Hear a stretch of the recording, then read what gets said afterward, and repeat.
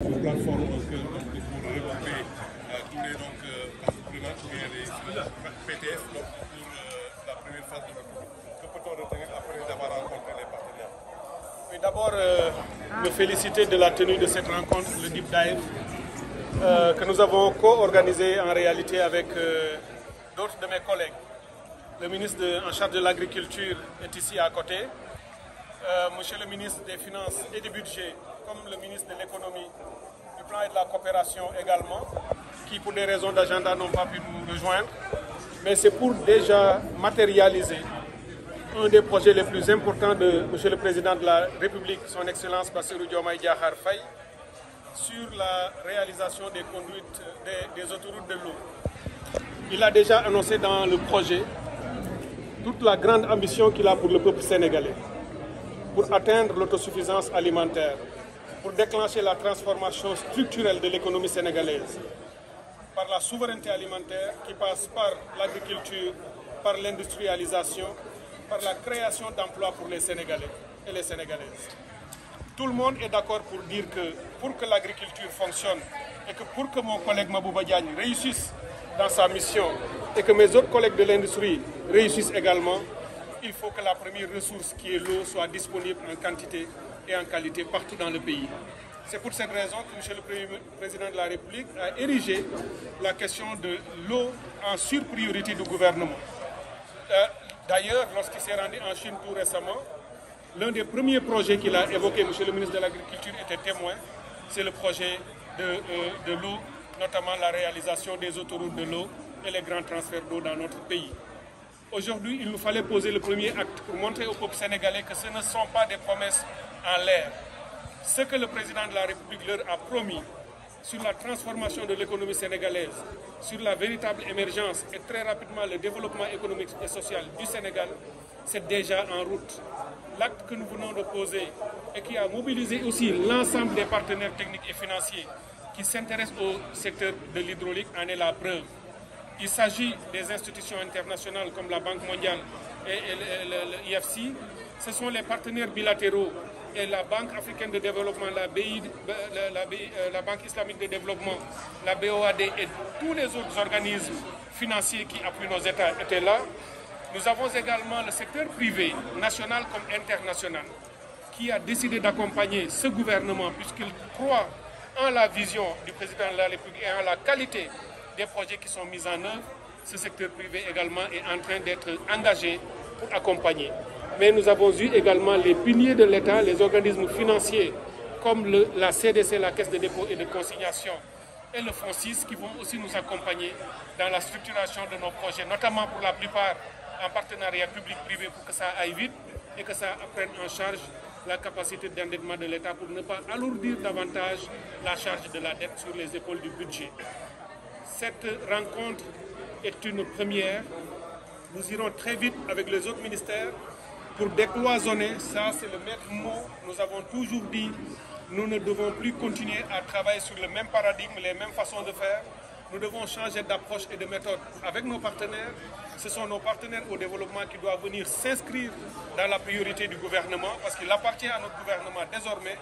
en prenant la pleine maîtrise de sa souveraineté, d'indiquer la voie et de dire voilà où nous voulons mener le Sénégal. Et tous nos partenaires vont venir nous inscrire dans cette ligne pour que nous atteignions nos objectifs. Et à la fin, vous l'avez vu, nous avons signé des conventions.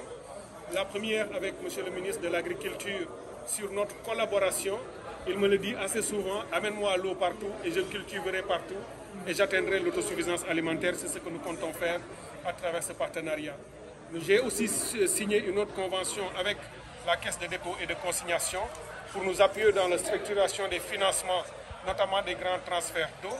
Nous avons de très grands projets de transfert dans les zones du Saloum, notamment de Malem Odar, où on a des champs captants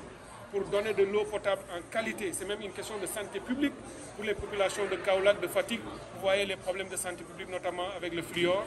avec les projets que nous allons mettre en place, avec l'appui de CDC et d'autres partenaires. Nous allons pouvoir leur donner de l'eau potable en très bonne qualité et en quantité suffisante sur le long terme pour Kaffrine, la région de Kaolack, pour la région de Fatick une bonne partie de la région de Diourbel et toutes les îles du Saloum. Nous avons également des projets similaires dans toute la partie sud du Sénégal et toute la Casamance où nous avons identifié des champs captants dans le Sédhiou et qui permettront d'alimenter Ziguinchor, Kolda jusqu'au Cap Skirring. Nous avons également les mêmes projets structurants dans le Sénégal oriental, autour de Kédougou, avec tous les projets d'envergure qui sont en train d'être réalisés à ce niveau-là. Mais le plus important qui va d'ailleurs être lancé très vite, c'est la première phase de ces projets qui vont être sur une dizaine d'années. Mais la première phase qui a commencé d'ailleurs avec aujourd'hui cette activité, dont le cadrage est terminé, qui va être lancé bientôt par le président de la République. C'est le grand transfert d'eau du lac de Guiers vers Dakar, Mbour et Thiès, pour que d'ici 2050, on n'ait plus aucun problème en matière d'accès à l'eau potable, mais qui va aussi régler à travers Pekes une conduite qui va aller à Touba pour fournir de l'eau potable à Touba à long terme. Et on ne parlera plus de forage ou de problème d'eau à Touba. C'est la même conduite qui va aussi amener de l'eau agricole, de l'eau de surface brute dans les Niayes, pour que M. Mabouba Diagne, ministre en charge de l'agriculture, puisse aussi développer ou renforcer le potentiel de développement horticole de la zone des Niayes. Au total, dans les années à venir, Inch'Allah, sous la vision du président de la République et la conduite de M. le Premier ministre, nous voulons montrer que ce projet politique est un projet de transformation qualitative des structures politiques, économiques, sociales et culturelles de notre pays. Le rêve du président, il l'a dit hier à Mbour lorsqu'il s'est rendu pour témoigner de sa solidarité aux familles des victimes et se recueillir et prier pour ceux qui ont perdu la vie. Il a dit aux jeunes Sénégalais, ne quittez pas le pays. Soyez patients, vous avez un gouvernement qui comprend les problèmes et qui va réaliser, Inch'Allah, tous les projets qu'il vous a promis. Et aujourd'hui, ce que nous sommes en train de poser en est la matérialité. Vous pouvez être juste patient. Dans très peu de temps, Inch'Allah, vous allez voir un pays complètement transformé et vous n'allez plus avoir besoin d'aller ailleurs pour chercher de l'argent ou chercher du travail, car vous en trouverez ici. Voilà en gros ce qui nous a réunis aujourd'hui. C'est une très grande satisfaction et nous vous en remercions. Quel est le coût de ce projet que vous avez lancé aujourd'hui, l'autoroute? Expliquez-nous qu'est-ce que cela veut dire en français facile, parce que beaucoup de journalistes ne savent pas. Alors, en français très facile, vous êtes habitué à voir les autoroutes en goudron sur lesquelles roulent les véhicules. Là, vous allez voir aussi des canalisations qui vont conduire de l'eau depuis le lac de Guiers vers Dakar, vers Touba, vers la zone des Niayes et ailleurs dans le pays. Une partie, ce seront des autoroutes de l'eau avec des conduites enterrées qu'on ne verra pas. Seulement là où on tire de l'eau pour l'agriculture, on mettra un peu de petites conduites pour sortir et irriguer les terres. Mais dans d'autres phases de ces projets, ce seront de l'eau visible par des canalisations où vous allez voir l'eau couler. Ce sont des infrastructures qui seront créées. On en a vu dans d'autres pays. On a donné l'exemple de la Chine qui en a réalisé des choses extraordinaires. Ici en Afrique, l'Égypte en a réalisé beaucoup. Le Maroc en a fait. Ce sont aussi des choses que nous allons faire. Où vous allez voir l'eau de surface qui va couler sur de grands canaux comme ça qui vont irriguer notamment dans la zone du Ferlo pour que l'agriculture et l'élevage puissent y être faits. Donc c'est un concept très simple. D'ailleurs, très bientôt, nous allons changer le nom pour lui donner un nom local, qu'il soit Wolof, Serer ou Pulaar, pour montrer effectivement que ce sont des projets structurants créés par Monsieur le Président de la République et sur lesquels le Premier ministre est en train vraiment d'accélérer la cadence pour que nous puissions les réaliser dans les meilleurs délais. Voilà un peu ce que nous... Mais les pays organisent le bassin, c'est global. Alors c'est un programme phasé. Si nous restons sur la dizaine d'années, parce qu'avec la nouvelle approche, nous avons dit nous sortons des petits projets au jour le jour, on met 1 milliard, 2 milliards, 3, etc. et on ne règle aucun problème. On va sur au moins une dizaine d'années pour régler et mettre de l'eau partout dans le pays, l'eau potable comme l'eau agricole. Globalement, nous allons arriver autour de 3 500 milliards. La première phase, sur le premier axe de transfert de lac de Guiers vers Dakar, on est sur à peu près 610 milliards. Si on y ajoute le besoin, parce que le temps de construire, on ira vers 2029 pour le réaliser et le lancer 2029-2030 ou plus tard. Dans la phase intermédiaire, où on avait déjà annoncé un stress hydrique, c'est-à-dire à partir de 2027-2028, on aura besoin de grandes quantités d'eau dans le DMT, Dakar, Mbour et Thiès. En attendant qu'on finisse le grand transfert, la SONES va réaliser des investissements qui vont aussi continuer à donner de l'eau pour Dakar, Mbour et Thiès et les autres régions. Ça, on est autour de 235 milliards. Si on les met tous ensemble, on est dans les 800 milliards. Ce qui, pour donner de l'eau en quantité, de l'eau potable sur un temps aussi long, est quelque chose qui est parfaitement, disons, dans les cordes d'un État. Et d'ailleurs, je précise, une bonne partie de ces investissements sera un partenariat public-privé. C'est-à-dire que ce sont des entreprises privées, notamment sénégalaises, parce qu'on va tout faire pour que les Sénégalaises puissent grandir. Là, le président de la République nous a donné également ses instructions fermes. Dans ces grands projets qui vont transformer le pays au plan de l'hydraulique, de l'agriculture et de l'industrie, il faut tout faire pour que les entreprises sénégalaises puissent grandir en même temps que l'économie du pays. Si on génère de la croissance, il ne faut pas que ça soit une croissance qui partira avec des entreprises privées étrangères qui vont le faire. Toutes les entreprises privées sénégalaises, on leur a déjà donné aussi ces informations. Nous leur avons demandé de venir vers le gouvernement, de s'aligner et de chercher les informations et de se préparer. Il faut qu'elles se recalibrent, qu'elles changent aussi de façon de faire, qu'elles se professionnalisent davantage et il y aura beaucoup d'opportunités pour elles pour grandir. Nous allons aussi encourager les joint ventures dans les domaines où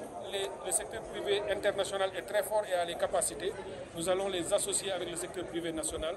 et leur demander de faire des transferts de technologie pour que notre secteur privé national puisse aussi apprendre, maîtriser les innovations et la qualité pour pouvoir continuer à porter notre développement. Monsieur le ministre, vous avez besoin de partenaires, vous avez vu, excusez-moi de faire un peu les yeux pour mobiliser les financements. Cela veut dire pour les 800 milliards, porter beaucoup sur les partenaires, surtout financiers. Le gouvernement du Sénégal a changé d'approche, il faut le comprendre. Le gouvernement ne fera plus des yeux doux ou quoi que ce soit envers quelque partenaire que ce soit. Le gouvernement a des priorités, il comprend le potentiel de notre pays. Et il a déjà dit à qui voulait l'entendre, le développement doit être basé sur nos propres potentialités et nos propres ressources. Donc, il s'agira d'abord de mobiliser tout le potentiel et les ressources nationales disponibles par des ressources que le gouvernement va générer, mais également par le secteur privé national. Et c'est une fois que nous avons structuré tout ça et en perspective de notre vision et de ce que nous-mêmes nous voulons faire, que nos partenaires vont venir s'aligner en complément. Il n'y a pas un partenaire au monde, quelle que soit sa capacité financière, capable de financer le développement d'un pays. Et le Sénégal l'a déjà dit. C'est à nous de porter notre développement et de les appuyer. Et aujourd'hui, ce qui est en train de se passer, qu'on a vu dans cette salle, ce sont ces partenaires qui sont en train de courir pour dire on ne veut pas rater le train du Sénégal qui vient de partir ou qui est en train de se préparer pour prendre le départ. Et tous veulent rentrer dedans puisqu'ils savent que ce pays va sans doute, dans les prochaines années, être une référence en Afrique en matière de transformation structurelle. Donc il n'y a pas un partenaire au monde qui veut rater ça. Ils vont venir, on va les aligner, on regardera qui nous offrira les conditions les meilleures en matière de structuration de financement. Et c'est seulement avec les meilleurs en qualité, en capacité financière et en procédures souples, facilitées qui nous permettront de travailler, avec lesquelles on ira, mais il n'appartient pas au gouvernement de... C'est plutôt les autres.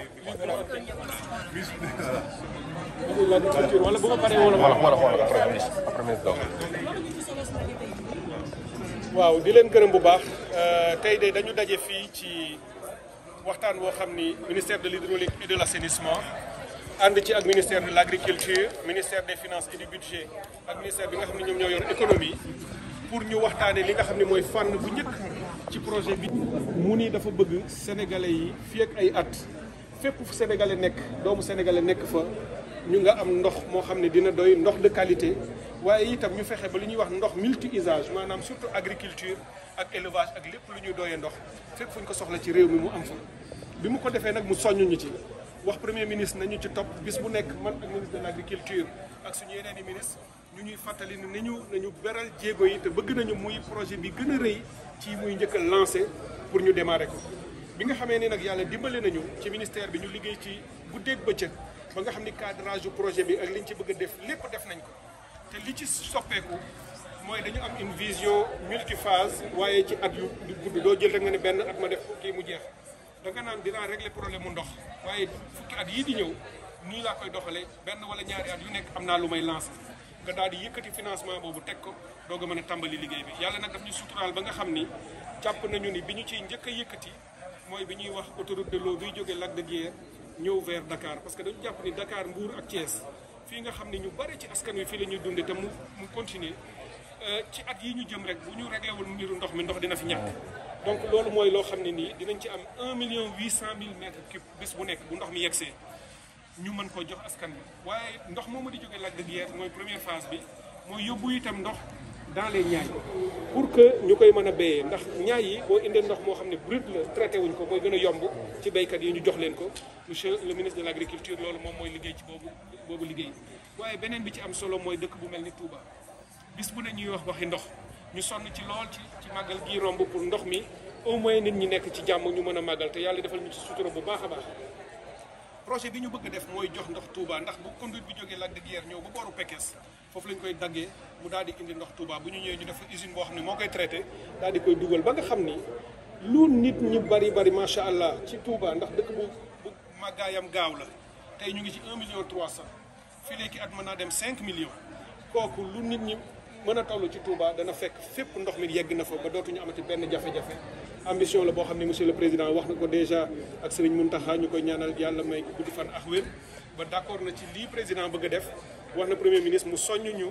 mën cee liggéey pour mu gaaw loolu ci phase bu njëkk bi ñu ngi koy tàmbali bëgg nañu fii léegi fan président lancé ko bu ko defee bu loolu jeexee phase boobu am na beneen boo xam ni ferlo bi ngeen di dégg maanaam foofu nga xam ni mbiru càmm la ak war faa mën a béyee te mënuñu faa béy ndax amul ndox ñu indi fa ndox ba nga xam ni nawet ak noor Mabouba Diagne mi ministre de l' agriculture dina fa mën a yóbbu di fa béy pour que càmm gi mën faa développé wu meew mën a am ci réew mi yàpp mën a doy ainsi de suite am nañu beneen projet transfert boo xam ne bu mag la boobu pour eau potable bu nit ñi di naan ndax boo jëlee dëkk bu mel ni Kaffrine ñëw ba Kaolack ñëw ba Fatick ak zone boobu xam ngeen jafe-jafe yi ñu am ci ndox mi non seulement doyul mais qualité bi baaxul ñun dañu ñëw mu poser problème de santé publique ñun ñëpp moom la ñuy dund foo gisee mbokk mu dëkk Kaolack boo gisee ba ñi ko koy xàmmee loolu nag dafa am lu nekk ci ndox mi lu ko waral ñu ni kat loolu xëy na ñun fii lañ ko fekk mënuñu ko saafara waaye prochaine génération yi juddoo ci gox yooyu état bi ameel na leen régler seen problème de santé publique moo tax ci gëstu yi ñu def dafa am lu ñu tuddee champ captant yoo xam ne gis nañ ko Malem Hodar maanaam daanaka ay océan wu ndox la yu nekk si suuf si boo gasee ba 500 mètres ci suuf ci nga koy doog a gis yàlla dimbali ñu gis ko foofu muy ndox mu neex moo xam ne comme ndox bu tey yii ñuy naan noonu la mel moom la ñuy dem gasi foofu génnee ko ci ay forage transféré ko mu jox région de Fatick région de Kaolack région de Kaffrine mën na dem ba côté Diourbel ak fépp fu ñu soxla ndox ci boor boobu ñooñu dootuñu am jafe-jafe. tax ngeen tuddee ko autoroute wala tax mu tudd autoroute de l'eau tour la rek boo xam ne bii comme ndox ni muy jaare ci yoon yi autoroute mooy yoon moo tax yoonu ndox ngeen koy jàppe ba keroog ñu koy wutal tur dañu bëgg bis bu demee ba président di ko lancer projet yi ndax soreetul balaa ñu caa yegg ñu wutal ko tur boo xam ne tur sénégalais sax lay doon autoroute bi c'est pour mu facile nit ñi mën ko jàpp dañuy wax sax léeg-léeg grand transfert maanaam jëlee ndox fenn yóbbu ko feneen loolu rek moo tax ñu tudde ko noonu waaye li ci am solo mooy bu ñu jógee ci yooyu projet am nañu yeneen barrage yi ma visité fan yi muy Sambangalu boo xam ne dina indi 40 000 hectares yu ñuy mën a béyee aussi ci booru Saloum Sénégal oriental itam ndox mënu faa jóge di ñëw feneen te ñoom ñu am ay jafe-jafe foofu itam projet yi dana fa dem ci beneen phase même booru Casamance li ñu gis Malem Hodar lu toll noonu ci ndox gis nañ ko booru Sédhiou gis nañ ko booru Cap Skirring Oussouye ndox yooyu itam la ñuy dem génnee ji lépp lu nekk Casamance diggante Ziguinchor Kolda Sédhiou ak gox yooyu ñoom itam ñu am eau en qualité en quantité ba nga xam ni bépp sénégalais ak foo mën a nekk danañu régler problème ndax ba dootoo ci am jafe-jafe loolu nag dafa laaj ay financement yu rëy financement yi am na ci yoo xam ni état bi moom moo koy génneel boppam am na ci yoo xam ni secteur privé bi moom moo koy génnee am na ci yoo xam ne ni partenaire au développement yi ñoom ñoo koy annoncé génnee ko boo leen boolee ñoom ñëpp ci at yi ñu jëm di nga jege 3500 milliards waaye ay phase la phase yooyu bi ci njëkk mu ngi nekk ci 610 milliards loolu ci ambition bi ñu am daanaka du xaalis bu bare boo xoolee liñ ci bëgg a def ndaxte mooy indi ndox Dakar 1,8 million mètres cubes fii ak 2050 ba nga xam ni képp ku nekk diggante Dakar Mbour ak Thiès mbiru ndox mu ñu naan dootoo ko wax waaye mooy indi ndox ci ñaay yi mooy yóbbu ndox Touba kon boo ko jëlee ci projet daanaka du lu rëy te li ci ëpp partenariat public privé la maanaam du lu état bi di génnee ci poosam wala lu muy bor bu muy leb ay secteur privé yu am fii ci réew mi ak bitim réew ñooy lëkkaloo bu ñu ñëwee ñu jëli xaalis ñoom tabaxal ko seen bopp comme ça ñu am ay partenariat yu ñu def ak accord yu wér nag yoo xam ne Sénégal du ci loru ñoom ñu exploité ko bu ñu génnee ndox mi jaay ko ku mel ni SONES moom la yóbbu ci kër yi li muy récupéré ci facture yi moom la ñuy fayee yooyu nga xam ni entreprise yi ñoom ñoo koy jël waaye li ci am solo te président wax ñu ko mooy comme dañu nekk ci phase boo xam ne suñu économie dafay soppeeku fii ak incha allah Sénégal dina am beneen xar kanam te lii moo koy commencé di ko wane mu ni ñu ni économie bi di jógee noonu la secteur privé bi war a àndee loolu jóg ba tax na lépp lu ñuy def ci projet ak nu mu mën a doon ak nu mu mën a mel nañu fexe ba secteur privé Sénégal bokk ci moo tax ñoom itam woo nañ leen ba kii di CDC caisse de dépôt et de consignation nga xam ne état bi ci la bokk ak FONSIS ñu indi leen ne leen ñoom nañ ñu saytu secteur privé bi naka lañ leen di dugale ci projet yi ak ay partenariats yu wér yoo xam ne dinañ ñu jàppale ci financement bi ba bor bi du metti ci état bi loolu itam stratégie la boo xam ne dañ koy tëral waaye tey réunion bi ñu def te partenaires yëpp ñëw ku ci nekk wax ni bëgg ngaa gunge Sénégal ñu ne leen naam ñëw leen d'accord nañu bëgg nañu ngeen ñëw waaye yéenay respecté suñu ay conditions ak suñu ay règles ndax fi ñu toll woon ak ya ca génn nga xam ni réew mi mooy daw di ko wëri fu nekk di topp ci ginnaaw bailleurs yi ñun dañu leen ne boobu paradigme dafay changer il faut ñu changer méthode yi ñu changer stratégie yi ñu changer sax comportement yi diggante gouvernement ak partenaires yooyu du ñu toog foog ni ñoom ñooy nekk ci kaw di dicter seen ay règles dañu leen di wax ni ñoom ñoo war a changer seen ay procédures pour que mu flexible ci ñun bu fekkee bëgg nañ ñoo dimbali. donc loolu mooy li nga xam ne nii moo ñu fi dajale tey ñu ci wax sénégalais yi encore une fois ni yaakaar bu rëy la buy juddu ci fan yi ñu jëm monsieur le président de la république dina ñëw lancer projet yooyu wax ko sénégalais yi jox ko tur bi nga xam ni sax moom lay am muy tur boo xam ne tur bu méngoo la ak suñu culture suñu dundin moo xam tur bi ci wolof wala ci pulaar wala ci séeréer ak nu mu mën a tuddee rek dinañ ko tuddee projet yooyu waaye dafay won sénégalais yi surtout ndaw ñi que nañu amaat yaakaar ci réew mi te nañu bañ a gaaw a xaaj bu ñu découragé te nañu patient ñu mën a muñ tuuti ndax li leen président dig lii ñu def tey mooy mandarga bi nii dinañu réaliser projet yooyu te bu ñu yóbboo fépp ndox incha allah monsieur le ministre de l' agriculture yóbbu fépp ñu béy fa ku xam mbéy ak li muy jur ci koom-koom xam nga ni buñ ko réew mi yëpp defee foo mën a nekk ak loo mën a def mën nga am loo xam ne ci nga ciy jàpp te mbéy moom la ñu yóbbu ci usines yi di ko transformer mu jàpp suñu industrialisation loolu kon xale yi fii léegi at tuuti ñoom ñëpp dinañu mën a am liggéey ci biir réew mi moo tax ñu leen di ñaan li leen président wax démb Mbuur bi mu fa demee di seeti naqar wi ñu am noonu di jaale famille yi ni leen nañu muñ toog ci réew mi dina soppeeku li ñu def tey benn la ci rek ci li nga xam ne nii foofu la ñu jëm kon ñu leen di sant di leen gërëm ci teewaay bi mooy gërëm encore une fois suma collègue monsieur Mabouba